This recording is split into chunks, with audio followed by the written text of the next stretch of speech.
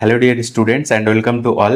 আজকে আমি যে বিষয়টি নিয়ে আলোচনা করব সেটি হচ্ছে তোমরা যারা 2024-এ এএনএম জিএনএম পরীক্ষা দিয়ে মেল নার্সিং পড়বে ওয়েস্ট বেঙ্গল থেকে, তাদের জন্য আজকের এই ভিডিওটি খুবই গুরুত্বপূর্ণ হতে চলেছে।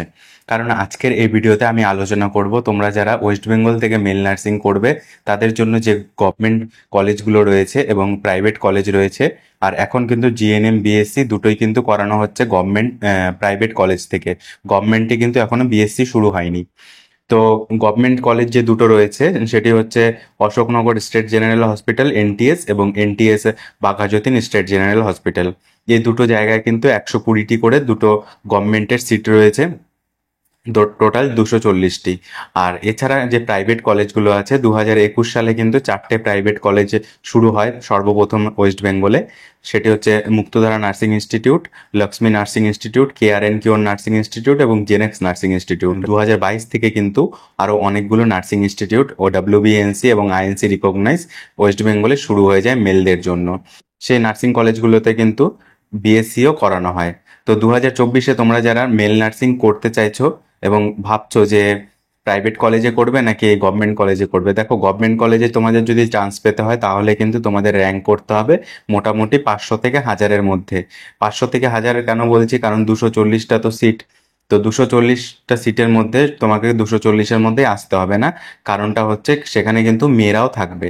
তো এএনএম জিএনএম এবং মেল ফিমেল সব কিছুই কিন্তু থাকবে সেই র্যাঙ্কের মধ্যে। তো তোমাদের যদি মোটামুটি 500 থেকে 1000-এর মধ্যে র্যাঙ্ক হয় তাহলে কিন্তু তোমরা সেই কলেজগুলোতে চান্স পেয়ে যাবে, গভর্নমেন্টে যে দুটো কলেজ রয়েছে। এবার প্রাইভেট কলেজে চান্স পাওয়ার জন্য কিন্তু তোমাদেরকে সেরকম র্যাঙ্কে করার প্রয়োজন নেই, কিন্তু তোমাদের প্রাইভেট কলেজে টাকাটা অনেকটাই বেশি লাগবে। যেখানে গভর্নমেন্ট কলেজে তোমাদের খুব বড় জোর হলে 4 থেকে 5 হাজার টাকার মধ্যে তোমরা কিন্তু কোর্সটি কমপ্লিট করে ফেলতে পারবো 3 বছরের জন্য। এছাড়া তোমাদের বই কেনা আলাদা যে খরচা আছে সেগুলো তো বাদ দিলাম। আর প্রাইভেট কলেজে পড়ার জন্য তোমাদের কিন্তু হোস্টেল ফি থেকে শুরু করে সেশন ফি থেকে শুরু করে সমস্তটা কিন্তু তোমাদের পে করতে হবে। তবে তোমরা স্কলারশিপের মাধ্যমে কিছুটা কনসেশন পেয়ে যাবে, তো সেটা খুব একটা বেশি না। মোটামুটি 3 বছরে তোমরা মনে করো 18,000 যদি স্বামী বিবেকানন্দ করো তাহলে, আর যদি তোমরা ওয়েসিস করো তাহলে 13-14 হাজার টাকা পাবে। তো প্রাইভেট কলেজে পড়ার জন্য তোমরা আরেকটা বেনিফিট যেটা পাবে সেটা হচ্ছে তোমরা কিন্তু স্টুডেন্ট ক্রেডিট কার্ড অ্যাপ্লাই করে স্টুডেন্ট ক্রেডিট কার্ডের মাধ্যমে পড়াশোনা করতে পারবে। তো প্রাইভেটে স্টুডেন্ট ক্রেডিট কার্ড তখনই অ্যাপ্লিকেবল যখন তোমরা শুধু সেই কলেজের একাডেমিক সেশনের কোর্স ফি পেমেন্ট করবে। এছাড়া কিন্তু তোমাদের একাডেমিক ছাড়া হোস্টেল ফি, ফুডিং, লজিং এইসবে কিন্তু তোমরা কোনো স্টুডেন্ট ক্রেডিট কার্ডের বেনিফিট পাবে না। শুধু তোমাদের একাডেমিক সেশনের যে পড়াশোনাটা সেইটাই তোমরা পাবে স্টুডেন্ট ক্রেডিট কার্ডে।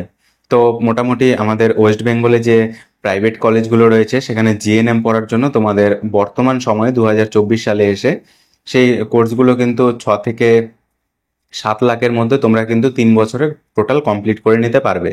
মেল নার্সের ফিউচার ব্রাইট হওয়ার একটাই কারণ, ওয়েস্ট বেঙ্গলে যে সমস্ত প্রাইভেট এবং সরকারি হসপিটালগুলো আছে এবং সেই হসপিটালগুলোতে যে মেল ওয়ার্ড রয়েছে সেই মেল ওয়ার্ডে কিন্তু মেল পেশেন্টদেরকে কেয়ার দেওয়ার জন্য মেল নার্সের চাহিদা দিনকে দিন বেড়ে চলেছে। তাই বর্তমান সময়ে দাঁড়িয়ে তুমি যদি ওয়েস্ট বেঙ্গল থেকে জয়েন্ট এন্ট্রান্স এক্সামিনেশন দিয়ে যে কোনো গভর্নমেন্ট বা প্রাইভেট যেখান থেকেই হোক না কেন ডাব্লিউবিএনসি এবং আইএনসি রিকগনাইজ ইনস্টিটিউট থেকে নার্সিং কোর্স করো তাহলে কিন্তু তোমাদের ভবিষ্যতে ডাব্লিউবিএইচআরবির মাধ্যমে যে রিক্রুটমেন্ট হয় সেখানে কিন্তু চাকরি পাওয়ার সুযোগটা অনেকটাই বেশি। তোমরা যদি মেল হও তাহলে তোমরা জিএনএম কোর্সটা আগে করো, কারণ বিএসসিতে কিন্তু এখনো রিক্রুটমেন্ট শুরু হয়নি মেলদের। এর বাইরেও যদি তোমাদের কিছু জানার থাকে তাহলে অবশ্যই কমেন্টে জানিও আমাকে। আর ভিডিওটি ভালো লাগলে একটা লাইক করে দিও।